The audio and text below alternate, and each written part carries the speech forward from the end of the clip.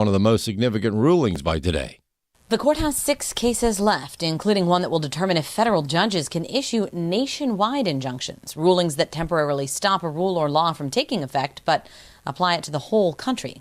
3 judges issued such injunctions after the president signed an order ending birthright citizenship. The court may not issue a ruling today on it, though, since they heard arguments later in the term. Another significant ruling includes one that will determine if religious parents can opt out of having certain books read to their children at school. Thursday, one of the more significant rulings had the justices siding with the state of South Carolina's rule that bars Medicaid dollars from being spent at Planned Parenthood because the agency performs abortions. Jessica Rosenthal, Fox News.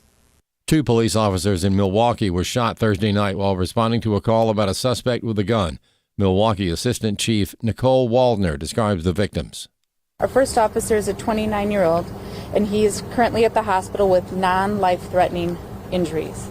The second officer, a 32-year-old, is at the hospital, and he remains in critical condition.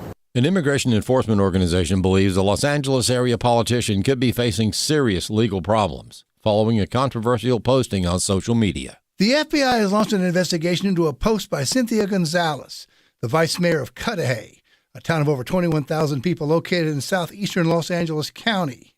Gonzalez could be in hot water following her posting of a video calling on L.A. gangs to confront immigration and customs enforcement agents. That your hood's being invaded by the biggest gang there is. There ain't a peep out of you. It's everyone else who's not about the gang life that's out there protesting and speaking up. We're out there like fighting our turf, protecting our people. And like, where you at? Ira Melman is media director for the Federation for American Immigration Reform. He thinks it was a bad idea for Gonzalez to post the video. She just openly encouraged the violent street gangs in Southern California to take action against ICE agents who are out there doing their jobs. I'm sure there's going to be legal repercussions for her, and very well deserved, but that seems to be the mindset of some of these local officials. Melman says this is insanity. They would rather have criminal gangs going out after federal law enforcement officers than see the federal law enforcement officers going into the communities and arresting criminals who pose a danger to those communities. It's insane, but it's true, unfortunately. I'm Chad, groaning. The northern West Virginia region, still cleaning up from flash flooding less than 2 weeks ago, was hit with torrential rains that sent creeks over their banks again Thursday night. A flash flood warning was issued for the Wheeling area, about an hour's drive southwest of Pittsburgh. The National Weather Service said up to 2 inches of rain fell, and more was possible later. For American Family News, I'm Rusty Pugh. I'll do some stand-up comedy. Abe will do some preaching. Tim will MC the whole thing, and I'm really excited about it. The Weekend with AFA is a chance for our supporters to get better acquainted with the people and ministry you're supporting. It's a Weekend with AFA, Thursday, October 2nd through Saturday, October 4th in Tupelo, Mississippi. Speakers will include Abraham Hamilton III, Jenna Ellis, Tim Barton, Tim Wildman, and more. Register at afa.net/weekend.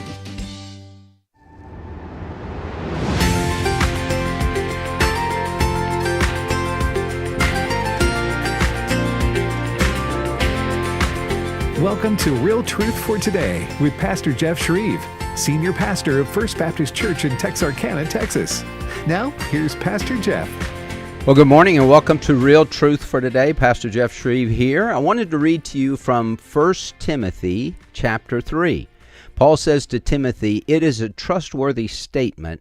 If any man aspires to the office of overseer, it is a fine work he desires to do." And then he gives the list of qualifications for an overseer, for a pastor.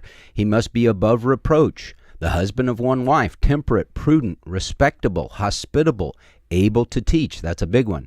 Not addicted to wine or pugnacious. That means he's not always wanting to fight.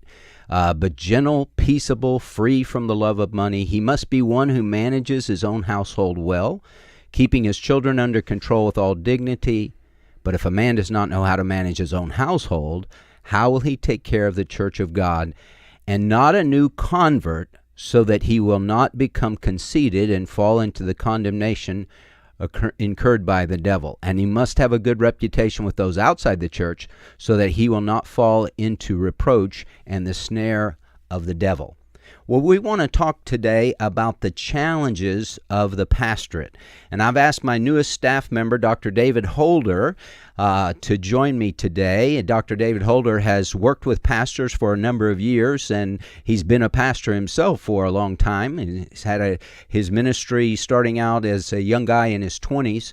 The Lord called him, and so he has lots of experience and seen lots of things in different churches and walked with pastors through difficult times. And so, David, welcome to the program. Thank you, Pastor Jeff. Great to be here. And David has such a great radio voice. And, they talk about it, you have a face for radio. Right. David's a sharp-looking guy, but does have that deep, resonant voice. Okay, so, David, when we talk about the challenges of the pastorate, lots of times people have this perception that, you've heard it many times, well, you guys only work 1 day a week. 1 day a week. Well, what an easy job. Right.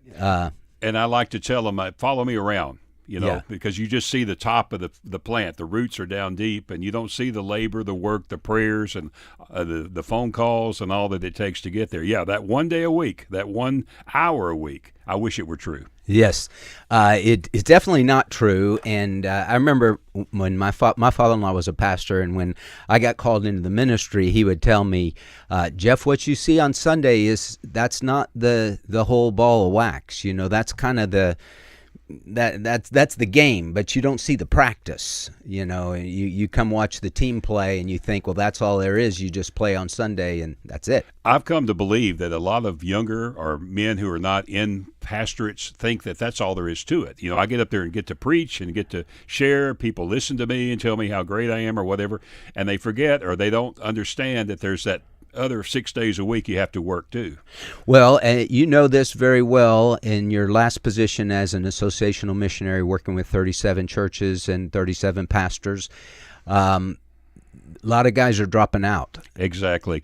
One of the statistics, and I researched this, said about 1,200 a month, and a fellow named Mark Dance, who's done some research for Lifeway, says that's really not true. He's saying about 250 a month. Mm-hmm. But nevertheless, that's a lot of people. Right. And in my work, I've discovered it happens a lot on Monday morning. You get a call, and, I didn't have a good day yesterday, and I think I want to quit. And, just try to get them through Monday, and things can look better on Tuesday. Right. Well, and I have a heart for guys that are in smaller towns. I had a seminary professor. He called that the one-horse church, mm-hmm. and you're the horse. Mm-hmm. And the church expects you to do everything, and that's a lot harder, in my opinion. I've always been on larger staffs. But if you're the lone guy and you have a part-time secretary or a part-time worship person, man, you have to wear a lot of hats, and that can really wear you out. Well, I had a seminary professor say one time, you can tell the size of a pastor's church by how many keys are on his keychain. The more keys he has, the smaller the church. Yes. And you're right. They end up mowing grass, picking up trash. I know pastors right now. They're mopping floors. They're taking out the trash. They're doing things that other people could do or do at other churches. Well, I have a friend, Brad Witt, pastor of Abilene Baptist Church, and he had a post not too long ago on X, and he called it this: 5 hard things nobody tells you about being a pastor. Brad says they'll tell you how to craft a sermon, lead a staff, moderate a business meeting, which I don't remember learning that in seminary. No. That's kind of an important skill, but they don't really teach that. Teach you about Greek and Hebrew, but very few will tell you about the pressure and pain that often comes with the calling. Not to discourage you, but to prepare and encourage you. So he says, and I want to go through some of these, David, in our time today, but you'll bleed in the same places you bless. And what he means by that, you'll love deeply, pray passionately, invest personally, and sometimes get betrayed profoundly. I've gone through that. I'm sure you have. People that you have, I call it going to the mat for. You've gone out of your way to minister to them, try to help them, and the first thing you know, they're at another church, or it's like, what have you done for me lately? Mm-hmm. And that hurts. I mean, you really poured out your life. I got into a conflict one time in the church, and we came very close to leaving. And I remember meeting with another pastor, and he was talking about a family that they had a baby born in the hospital, and there were some issues. He went. I mean, he helped them get through that. He even got them a place to go after it was all over, kind of a retreat. And he said the first time that something happened, they were on him. They just, and he said something I've never forgotten. He says, in a conflict like that, relationships are more important than truth. The word got it. Something happened. The people didn't like him, and they joined the crowd. It wasn't about whether or not it was true. It's about my friend thinks this, so I'm standing with my friends. That's exactly right. I've experienced that. And, I think churches in smaller towns where you have a lot of family and family relationships in the church, in a bigger city, you have less of that. And especially a bigger church, 10 disgruntled people in a large church can't foment a lot of rebellion, so to speak. Not that they're doing that, but their gripes don't go near as loud as far as somebody that's, if you have 150 people and you have 10 people in the church that are upset with you over something, they can make a lot of noise and they can make life pretty difficult. And I think too, David, as pastors, one person says something that's cutting or negative, or they're upset about this or that. It's weird how that really sticks. 10 people can praise you and encourage you, but that one person, man, you're thinking about that for hours, for days. Why do you think that is? Well, I heard someone say one time that it takes 9 positive affirmations to overcome 1 negative. Maybe it's more than that. I think part of it is pastors want people to like them. We want to be thought of and respected well, and sometimes it doesn't go that way. As a pastor, one of the things that tended to hurt me more, if I might not have been that great a preacher sometimes, didn't preach that great of sermons, but if I felt like somebody felt like I let them down, I had a need and you weren't there, even though I couldn't do everything, it still hurt me because I wanted to have that S on my chest, super pastor, Right. And you're just ready to go any time. And when somebody criticizes you, it just strikes at the heart of who you are and your identity, and that can hurt. And you have to realize I can't do everything, but even so, one of the things we're talking about here are expectations. People expect you to be on call 24/7. You get a call from somebody, or they see you in the grocery store. Well, I know you're busy, but and here we go. We have a counseling session right there in the grocery store. Yeah. I told the staff Wednesday, Ada Ferguson, who's in heaven now, she was our counselor, and she would have people come up to her at church, and they'd start, wanting to have a counseling session right there in the hallway or whatever. And she was very gracious and loving, but she was firm, and she'd be like, well, now is not the time for that, but you can call my office and we can schedule, because I can't give you the time that's needed for this. And so you're not mean, but you're setting those boundaries. And I think pastors probably have a harder time setting boundaries than maybe other, like a counselor or something like that. I was thinking that very word, boundaries. It's boundaries with our family, boundaries with our time. This is not the best time for us to discuss that, or I've got a family. And I admit there's been times over my life when I probably put ministry ahead of family, and the family suffered because of it, and that's not a good thing. You can ask pastors' children, Dad wasn't there, or he was gone a lot, and we didn't have I didn't get to know him as well, or he wasn't there when I needed him, or when things happened.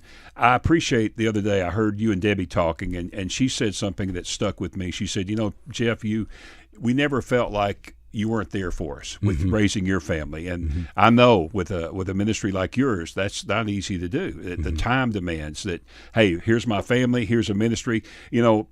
One of the things about being a pastor and being in what I did, serving 35 churches instead of just one, had one church with its event. We're having this party, and, well, Pastor, you don't have to come, but we wanted you to know. And I know what they're saying, right?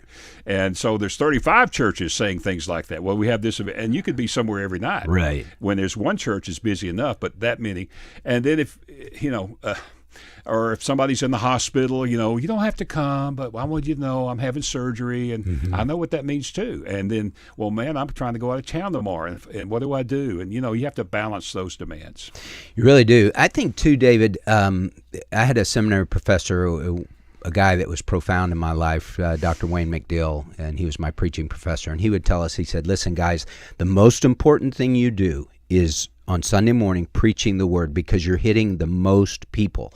And he said what some guys end up doing, if they're not getting much affirmation with their preaching, they do tend to get a lot of affirmation with their hospital visits and their bereavement visits and things like that. Oh, Pastor so-and-so is so wonderful. He sat with me through this surgery, and it was 3 hours or 4 hours or whatever.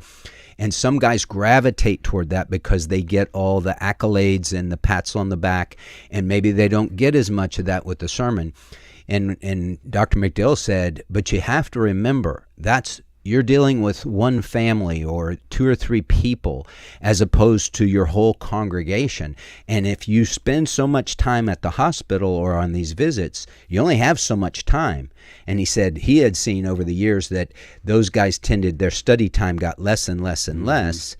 And then their sermons were not very good because they didn't spend the time. And so I think it's important to keep that balance. Well, I can think of my father-in-law. He was well known in the community as a pastor. He liked to hunt, and there were times when he would end up in the ER in his camo. Got called out of the woods to go and visit. And my wife, one of his daughters, said, there was a time they were getting ready to go on vacation. Loaded the car up, headed out, got a call. Somebody had died. So they didn't go on vacation. They stayed so he could do the funeral. And that's always been a worry of mine in the smaller church. I get ready to go out of town. Okay, I hope nobody dies. Right. Yeah, it is a big deal. So Debbie's dad was a pastor, and he did that. He was, in that era, he's been gone now 20 years, but, that back then, decades ago, that was kind of expected for a pastor, and you were going to be there at any time a member was in the hospital. You were going to be there, and he didn't have a lot of extra staff, so it was him. And Debbie would say that. She said, we were getting ready to go on vacation, and somebody would die, and he couldn't go. And so she said, I just grew up kind of with my dad not really being there, and that it can create resentment in the heart of a child. Toward the ministry. Well, there have been wives who say, well, my husband's mistress is the church. Right. He puts more attention and time in that than our own family. And I think I heard on your program of a pastor who got a phone call from his wife. Yeah. Yeah. That's Kim Hemphill. Yeah. That was Kim Hemphill's story. We've got a family in crisis. And we have need. It's your family, Right. Wake up. Yeah. Our marriage is in trouble. This marriage is in trouble. Whose marriage? Ours. And he said it was like getting hit in the head with a baseball bat. It's like, whoa. Because he wanted the church to go well, and he was pouring it. And you think about that, and it's like, well, that's not necessarily a bad desire, but it's out of balance. It is. And it's out of whack. And so if you're out there listening and you're a pastor or maybe a bivocational pastor and you find yourself being stretched so thin, it's good to sit down and really reflect, what am I doing? What are the things that God has called me to do? What am I doing that's taking up a lot of time that maybe somebody else could do, a deacon in the church or another staff member? And how much time am I really giving to my wife and my kids? Because that is critical. As Adrian Rogers used to say, the church is Jesus' bride, it's not mine. My bride is at home, and I need to take care of my bride. Well, you're listening to Real Truth for Today. Pastor Jeff Shreve here with my friend Dr. David Holder, and we're talking about the challenges of the pastorate. Do pastors really only work one day a week? Is it an easy gig? We'll be back right after the break.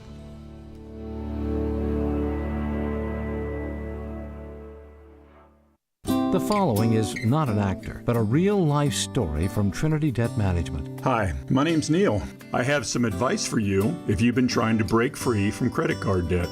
You can start by doing what I did. Get your bills together and call Trinity Debt Management. Trinity is dedicated to helping people like me become debt-free. When I called, my first experience was a feeling of relief. My counselor was kind, and best of all, she didn't judge me. In just a few minutes, she helped me figure out a plan that consolidated all my bills into one lower monthly payment. This substantially reduced my high interest rates and put me on the road to success. In the end, I saved thousands in interest, and today, my credit card debt is a thing of the past. If credit card debt has you down, call Trinity at 1-800-788-1813. My name is Neil. Take it from someone who's been there. Call Trinity and become debt-free for keeps. 1-800-788-1813.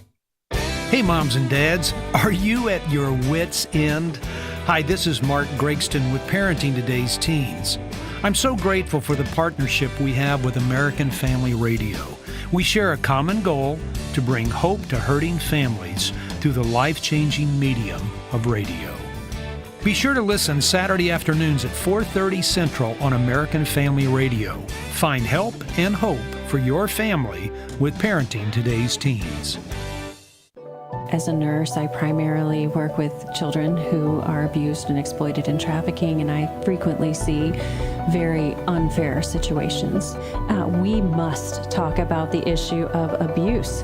We can't base our actions on fear. We have to be faith-informed in what we do. The Dr. Nurse Mama Show. For more from Dr. Jessica Peck, tune in at 2 p.m. Central on American Family Radio or on the podcast page at afr.net. How about this? Some actual good news on the healthcare front, even as costs just keep skyrocketing. So if you're 65 or older, MediShare now offers MediShare 65 Plus. Call them. You can talk to them about this. A lot of people are taking advantage of this now because even if you have Medicare Parts A and B, you know there are out-of-pocket things, deductibles and copays that just keep going up. And the whole point is to help you by giving you a low, consistent monthly payment that fills in the gaps. In fact, I can tell you how much MediShare 65 Plus is. For example, it's $99 a month up to age 75. It keeps costs under control. That helps with peace of mind. MediShare is trusted too. It's been around for 30 years, and it's a community of people who help each other. Business owners, retirees, pastors, teachers. People love being part of it. Here's the number you can call now. They are easy to talk to. Call 833-45-BIBLE. That's 833-45-BIBLE. 833-45-BIBLE. This is Real Truth for Today. Podcasts of the program are available on the podcast page at afr.net. Now, back to Pastor Jeff Shreve. Welcome back to the program. Pastor Jeff here. I have Dr. David Holder in the studio with me, and David is our newest staff member. He officially starts July 1st in our discipleship ministry office. He's going to be the discipleship pastor and oversee our Sunday school teachers and various aspects of the church and help me with preaching and other things. David is he's a seasoned pastor, so he's able to wear a lot of hats, and I appreciate that about him. But we're talking about the challenges of the pastorate. 1 Timothy chapter 3, it is a trustworthy statement. If any man aspires to the office of overseer, of bishop, of pastor, it is a fine work he desires to do, a noble work. But, David, it's not an easy work. Never, no, not at all. And from the outside, it may look like glamour, and I get to stand in that pulpit and preach. But there's the day-to-day stuff of just dealing with people, and a lot of pastors get frustrated with that. One of the things I found out in the research was the stress levels are very, very high. Mm-hmm. The expectations people have of you, the glass house syndrome, which is one of the things here. Everybody knows about your family. I remember after my first wife passed, and it wasn't too long after that, I began to see another lady whose husband had died, and then I had that, a pastor has a girlfriend, yes. And I felt like people, you need to tell us what's going on. And I think, why can't I have a life? Why do I have to tell you what? And I finally did. One Sunday morning, I just said, I turn off the camera and I'm going to tell you what's going on. And once we got that over with, it was okay. Yes. Yeah, that can create a lot of buzz. I know, Ed Young Sr., he's really not a senior, Edwin Young. Mm-hmm. We call him junior and senior, but when his wife died after 40-something years, I think, of marriage, then he married his secretary, who is 20 years younger or so than he is, and he was in his 80s, I think, when he married her, and that created quite a buzz. And people start it's almost like they want to think badly about this person, and so it's difficult for sure. The idea that it's an easy job, that's what people say from the outside looking in, because they don't see the other things. And I remember hearing Adrian Rogers say this one time, David. He said, the ministry is a wonderful calling, but it's a terrible profession. Mm-hmm. And then he unpacked that a little bit, and he said, you have to be called by God to do this, because if you just do it because you think it's an easy job, it will chew you up and spit you out. I think in today's world, it seems like we're downplaying the call a lot today, but the call is really important. That's been a big part of my ministry as associational missionary, calling out the called. And I still feel called to do that with some folks who are coming to church here who feel called to ministry.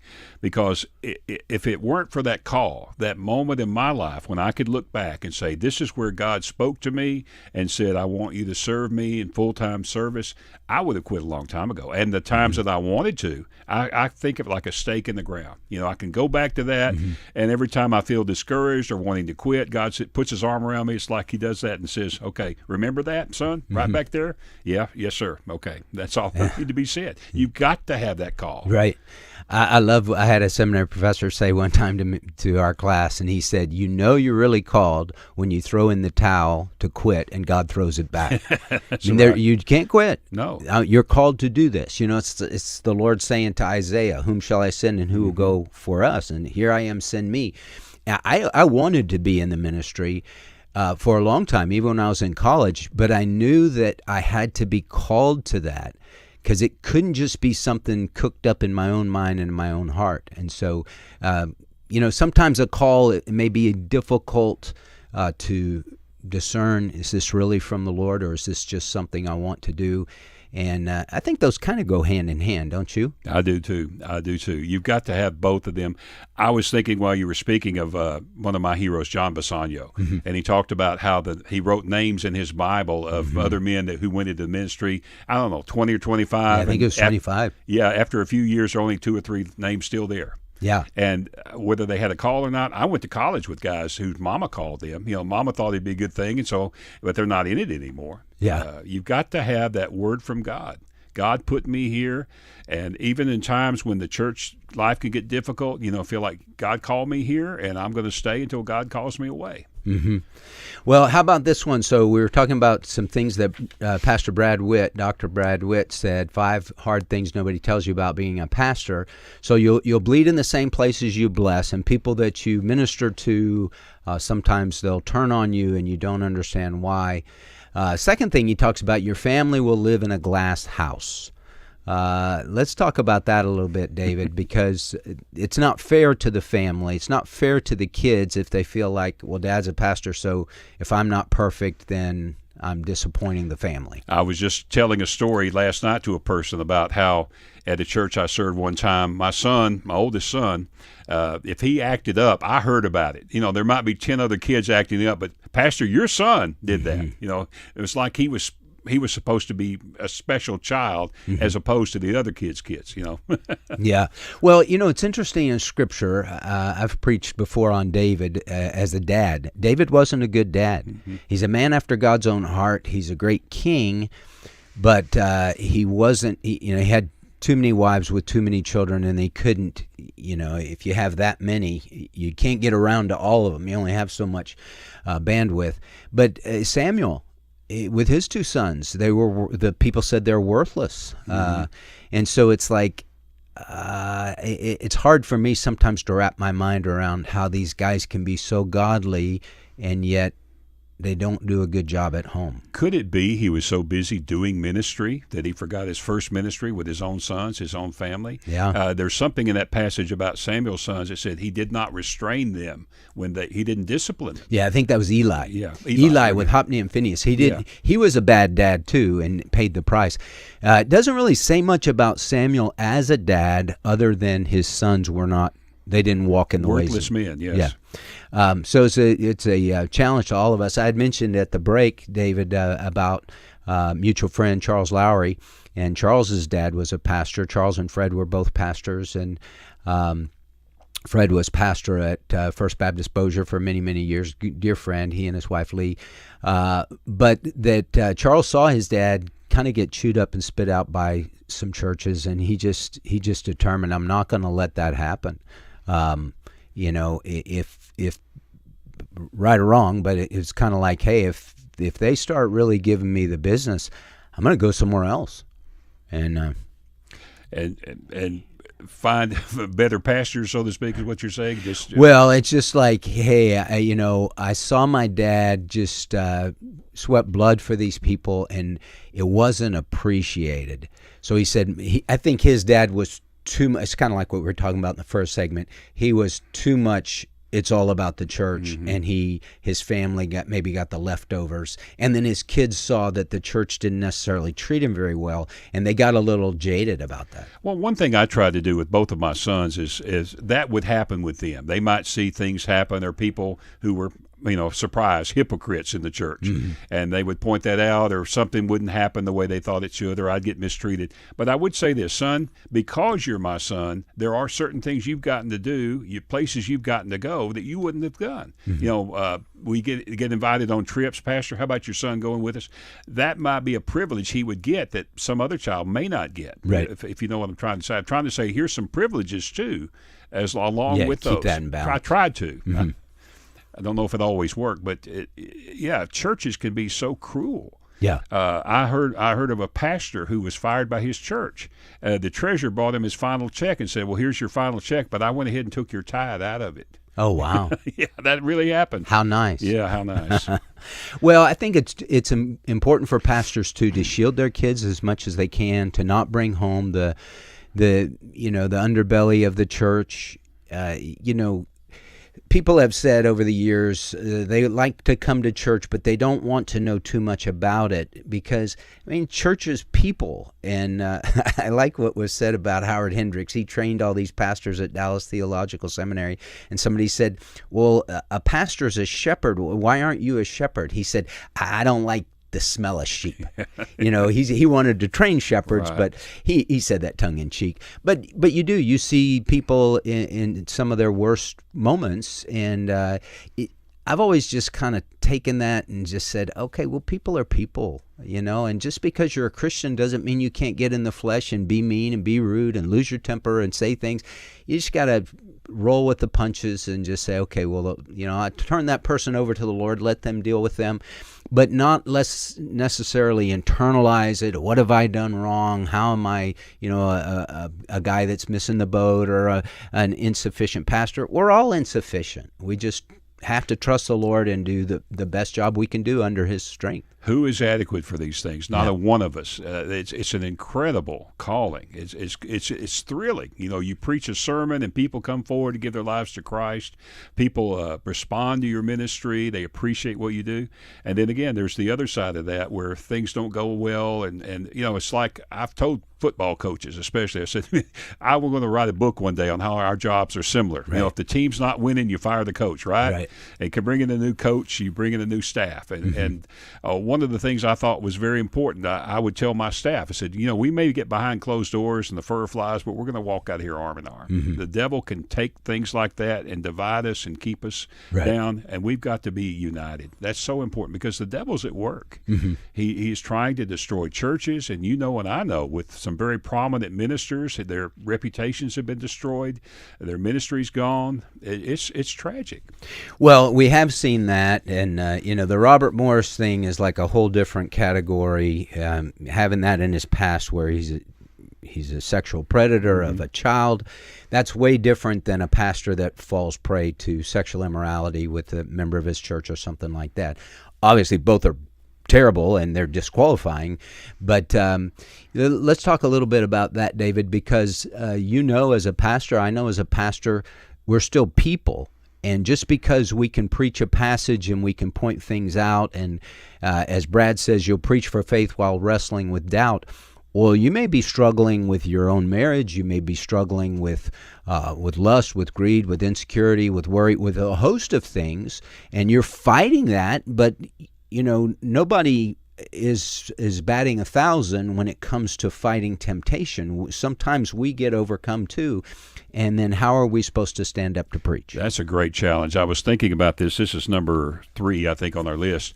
But I remember in seminary that we had a guest preacher, and there was a question and answer time after chapel. And one of the students asked a question that I still think is interesting. He said, have you ever had a moment in your ministry when you got up to preach and you felt like you didn't have a word from God? It was just one of those weeks where it was just dry wells. And he said, if so, what did you do? And said, man, how many times, we've had, the Saturday night specials, I'm sure, have come up. I think you're much more prepared than that. But, some guys wait till Saturday night. In fact, the sermon websites, the number 1 access time is Saturday night. Number 2 is Sunday morning.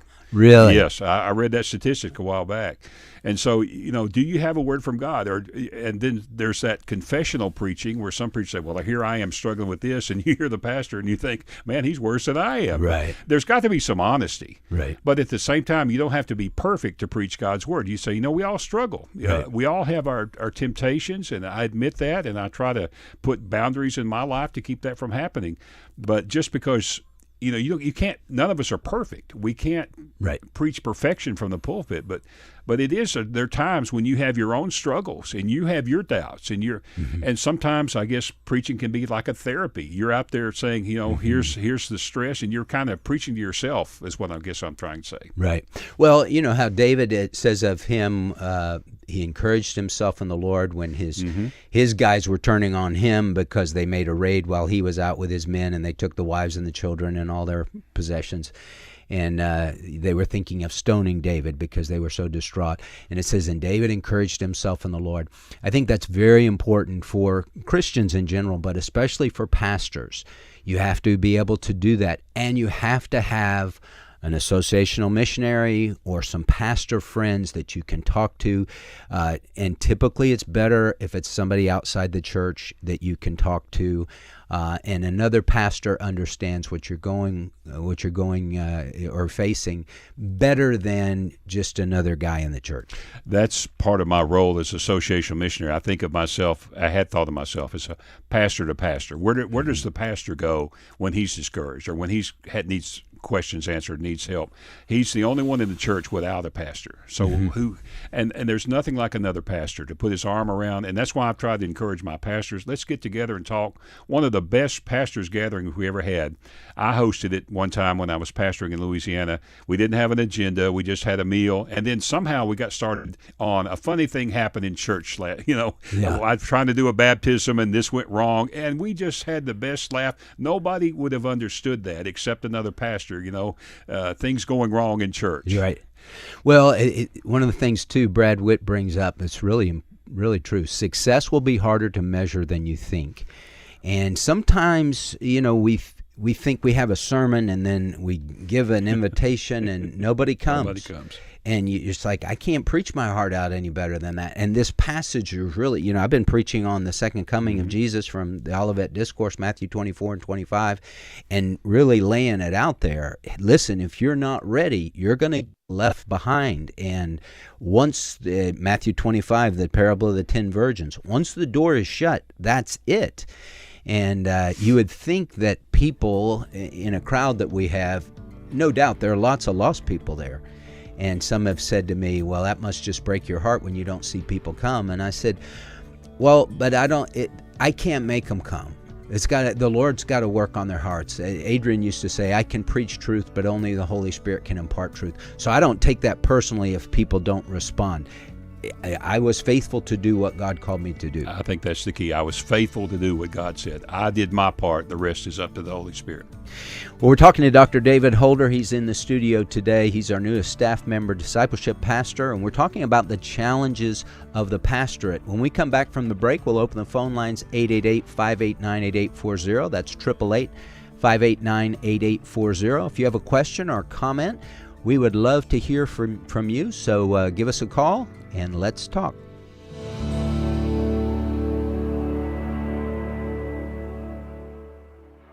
Are you a new small group leader looking for a strong curriculum? Even if you've been a leader for years, there's always a need for tools to help you as you help others deepen their love for God and their Bible knowledge. AFA Stream is a great resource. With topics covering biblical worldview training, godly marriage, and more, you'll have access to some of the best teaching available. And if you're a Great Commission partner, you open up even more.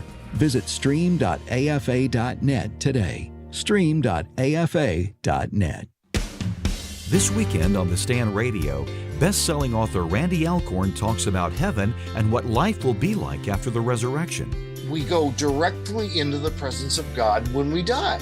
But that too is not the future heaven or the eternal heaven. It's the pre-resurrection heaven. The Stand Radio, Saturdays at 4 and Sundays at 8 p.m. Central on American Family Radio. The 10 Commandments are the foundation of a life that pleases God. God gave us rules because rules can keep us safe from danger. They help us to know what is right and wrong. They are God's word. They are God's laws, and they show that all humans are sinners. When we instill them in our children, their lives will be forever changed. They show us the way to live, the way to love our neighbor, the way to love God with all their heart, with all their soul, and with all their mind. Soli Deo Gloria, to God alone be the glory. The 10 Commandments Speech Challenge is a great way to get our youth aged 7 to 17 to learn and really focus on the depth of the 10 Commandments. All they have to do is write and present a 3 to 5 minute speech on why the 10 Commandments are important, with special emphasis on the first commandment. It's also a great family project because you can help them write and record their speech before June 30th. All the details are at afr.net/10 commandments. Hi, I'm Jan Harper. If you are a pastor's wife, come be encouraged and renewed as you share your challenges and stresses unique to pastors and their wives. The AFA Pastors and Wives Fishbowl Retreat is coming October 28th through the 30th. You're invited to join us at Pickwick Landing State Park in Counce, Tennessee for 3 days of encouragement, renewal, and worship. Once again, Brother Bert Harper, AFA Director of Family and Pastoral Ministries, will host the retreat along with his wife Jan. Our special speaker will be J.J. Jasper of American Family Radio. If you've attended in the past, we'd love to see you again. And if you've never experienced a fishbowl retreat, we especially invite you to be refreshed and renewed. The per-couple admission price includes lodging, meals, and materials. Visit repairingthefoundations.net to learn more and register. That's repairingthefoundations.net. The AFA Pastors and Wives Fishbowl Retreat. We'd love to see you there.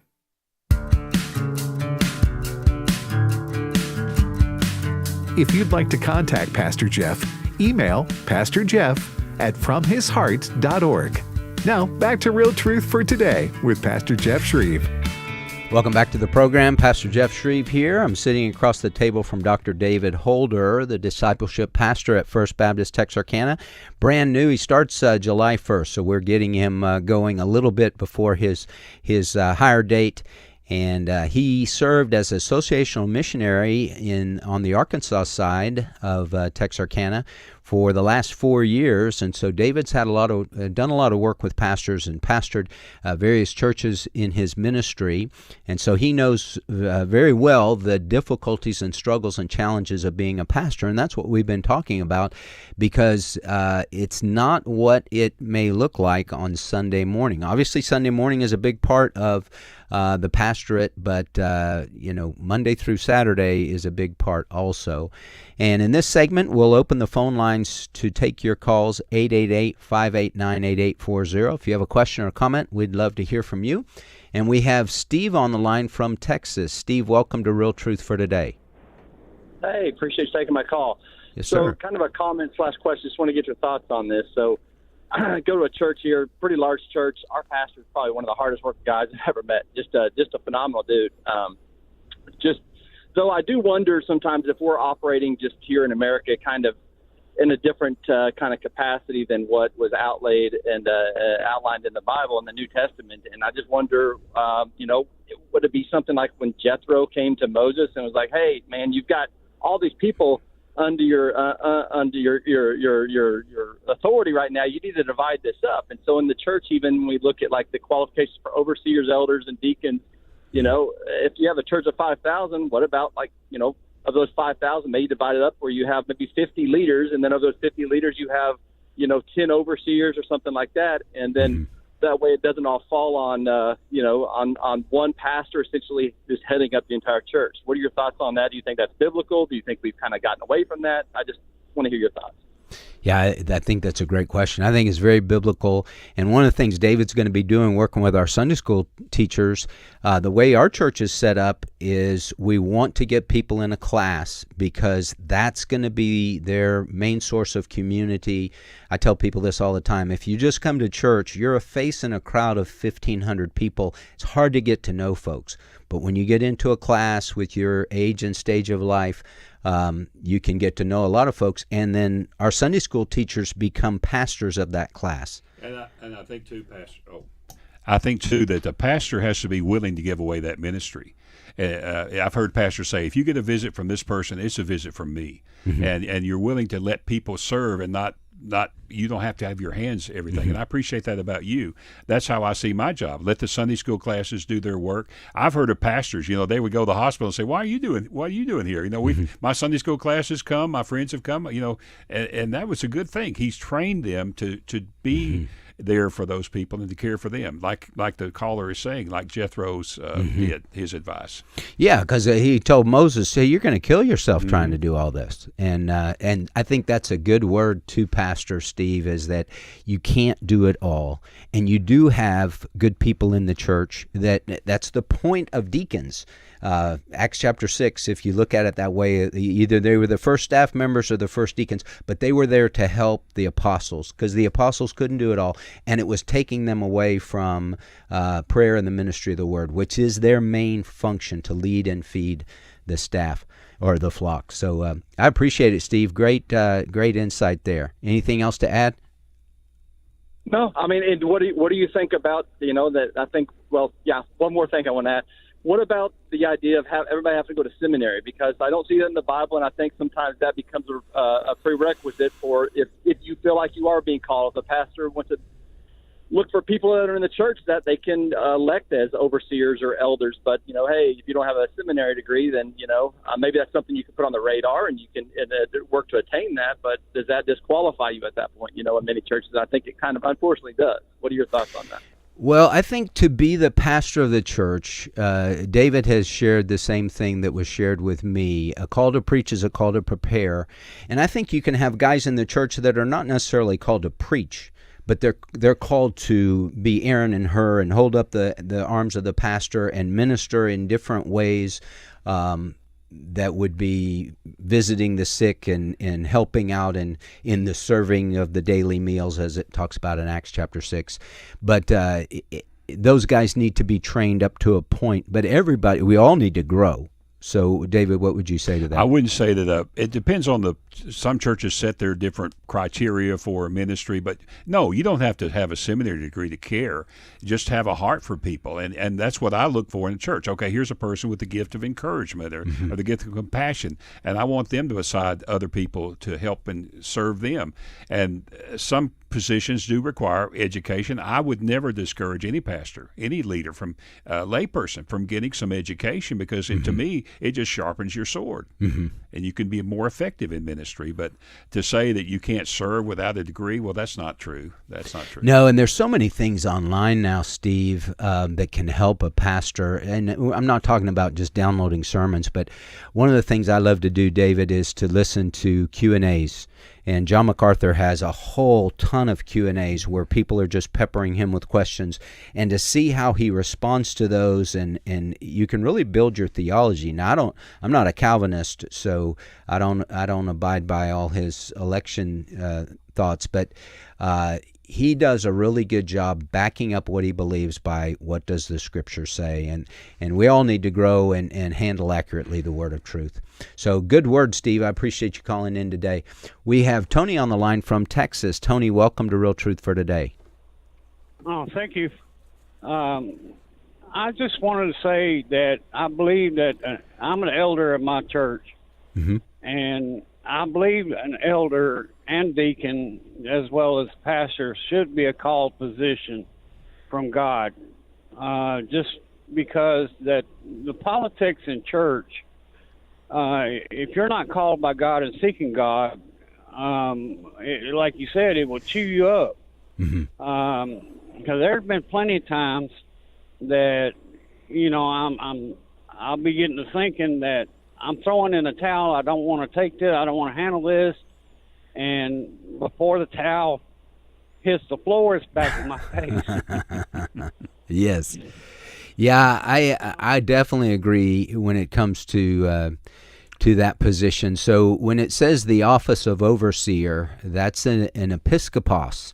That's a person that has oversight. We get episcopal from that, episkopos, but the pastor is the shepherd. 1 Peter chapter 5 talks about shepherd the flock of God among you, And how you do that, you do it gently. It says in Isaiah about the Lord, he shall lead his flock like a shepherd. He shall gather the lambs in his arms and carry them in his bosom, and shall gently lead those who are with young. And David, you've seen, and I've seen pastors that are overbearing. They seem to like to be combative. That the scripture says you can't be like that. Right. You have to be gentle toward people, and that can be a real challenge. Well, I think that's exactly right. They feel like that. Well, I haven't preached until I've skinned my people, and people come out bruised and bleeding. But part of our ministry is to help heal the sheep. We may afflict wounds because we're telling them the truth, but there's also a time to heal as well. And that's so important in ministry. A healer. Jesus was a healer. Mm-hmm. He told them the truth, and he did inflict people with spiritual wounds, so to speak. But he was also a shepherd who helped them and come back to restoration. Yeah. So we agree with you, Tony, that it's incumbent upon the pastor especially. He has to be called. Now, I don't think that a deacon necessarily is a guy that has a call in the ministry as a full-time gig. So that's a little different. But he has to be called to support the pastor, support the unity of the church.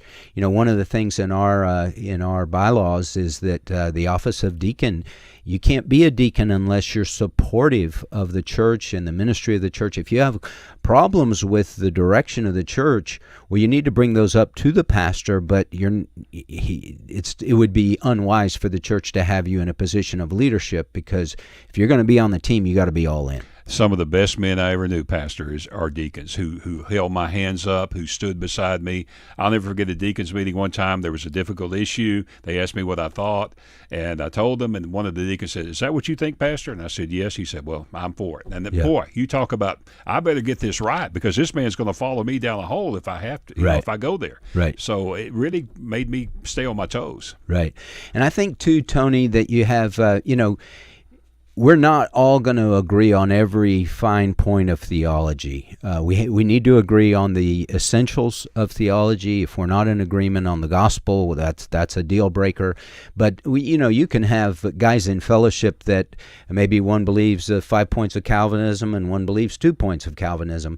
Maybe one believes in a pre-tribulation rapture and one believes in a post-tribulation rapture. I think the post-tribulation rapturist is wrong, but that's not a deal breaker for fellowship. And so we have to be able to, in essentials, unity; in non-essentials, how does that go? There's liberty. Yeah, and in all things, charity. So we treat people with love.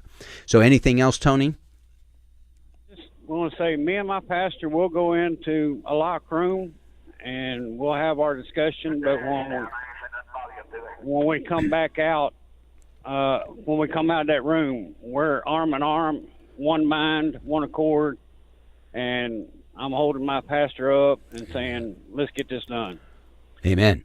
That's a good word. Well, thank you for calling in today, and I appreciate your ministry and your support there for that pastor. David, let me share this passage, 2 Timothy chapter 2, beginning in verse 24. "The Lord's bondservant, his doulos, must not be quarrelsome, but be kind to all, able to teach, patient when wronged, with gentleness correcting those who are in opposition, if perhaps God may grant them repentance leading to the knowledge of the truth, and they may come to their senses and escape from the snare of the devil, having been held captive by him to do his will." I think it's important for pastors to remember we need to be patient when wronged. Exactly. And people watch how we walk through those kinds of things, like through controversy. I've been there, and somebody would say, "Well, Pastor, I watched how you still love the people who were your critics. You pray for them," and it shows them this is how we do it. Even though we may be hurting ourselves, we walk through this situation trying to model the role of patience and forgiveness and let God work on their hearts. And that's not easy. Okay, so a mutual friend of ours, Dr. Paige Patterson, and Paige, I don't know very many people that have been more misjudged and maligned than Dr. P. But he told me, he said when people would write bad things about him or something like that, he would send them a gift. And he said, I would buy a tie for these different ones that would write articles about him. This was some years ago. And he said one of those guys was wearing that tie one day, and somebody commented and said, "That's a nice tie. Where'd you get it?" He goes, "Well, Paige Patterson bought me this tie." And Paige said that doing that helped him not be bitter toward that guy for maligning him. And I think it's tough for pastors to sometimes ward off the bitterness. I think Spurgeon had a situation where somebody sent him a letter, and there was just one word on it. It said "fool," and he said, "I've gotten unsigned letters before, but I've never got one that was signed but no letter." Yeah, and so people can be. And I had a time where people were very upset with me. And they would send letters, and I just got to where I'd give it to my secretary, and I said, "Read this," and if it didn't have a return address on it, so it wasn't, it was anonymous. I said, "Do I need to read that?" And she'd said no, and because it's just going to be negative, it was just going to slam me about different things. If you don't sign your name to it, I'm not going to really put much stock in that. And I realize people want to unload, and they don't want you to put them in a category of the enemy camp. And so I get why people do anonymous letters, but the bottom line is, if we're going to deal with Matthew 18, you have something against your brother, you need to go to him and talk it out. And if you can't come to a resolution, you can't come to a resolution. But I gave that counsel just a few days ago. Okay, here's a person that has some issues with a pastor. You need to sit down with him and be honest. This is what I've seen, and what can we do about it? And not fester over it. Get it out of your system, because every time that person saw the pastor, they thought this situation. And you're right. Matthew 18 is a very good. Go if you have you have something against your brother, you go to them. And if they won't hear you, take somebody else. And then if they won't hear you, it goes before the church. And if that doesn't work, then they're like an outsider. But there's a definite process, and we don't often follow Matthew 18. No. Sometimes churches, they get a group, or you have a business meeting and you see people there you hadn't seen in years. You say, "Uh-oh, what's going to happen here?" And that's how we do it sometimes. Yeah. Well, and there are issues that can be resolved. Sometimes it's just personal preference. People get upset about music and things like that.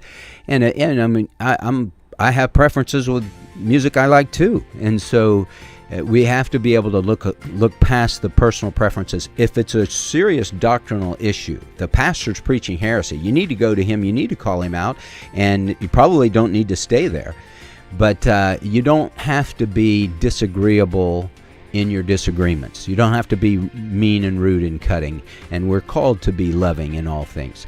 Well, you've been listening to Real Truth for Today. David, thank you for being my guest today. My pleasure, Pastor. Thank you. Yeah, we've been talking about the challenges of the pastorate. Maybe you want to share this program with somebody.